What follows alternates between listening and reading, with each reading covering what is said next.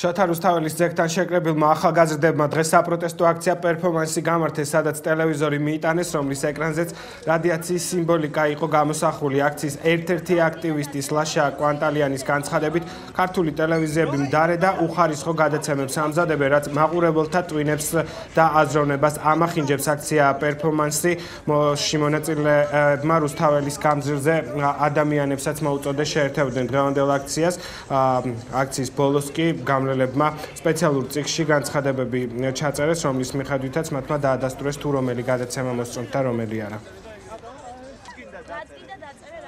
სურვილი იყო, რომ ეს დაგროვილი ძალიან ბევრი კრიტიკა განსხვავებული ფორმითაც გამოგვეხატა, რადგან იმ ტიპის კრიტიკას უკვე შეჩვეულია, როგორც ჩანს, ყველა ადრესატი. ავიღეთ ერთი ყვითელი ტელევიზორი, რომელიც ვაქციეთ ნაგვის ყუთად, ამით გვინდოდა გამოგვეხატა, რომ ტელევიზორი ფაქტიურად ძალიან იმდენად ცუდ გადაცემებს უშვებს, რომ დიდი სხვაობა ამ ორ საგან შორის აღარ არის და მოგვეწოდებდნენ, რომ შესაძლებელია იგივე ფორმატის, იგივე შინაარსის გადაცემების გაკეთება, მაგრამ უფრო ხარისხიანად. ძალიან მნიშვნელოვანია, რომ თითოეულმა მოქალაქემ გამოთქვას და დააფიქსიროს თავისი აზრი. ჩემთვის რადგან მნიშვნელოვანი იყო ეს აქცია, მე ინტერნეტ სივრცის საშუალებით გავიგე ამ აქციის შესახებ, მოვედი და დავაფიქსირე ჩემი აზრი. რა თქმა უნდა, მაქვს პროტესტი, რომელიც ფარული ხმით დავაფიქსირე და ჩავაგდა ყვითელ ხუთში.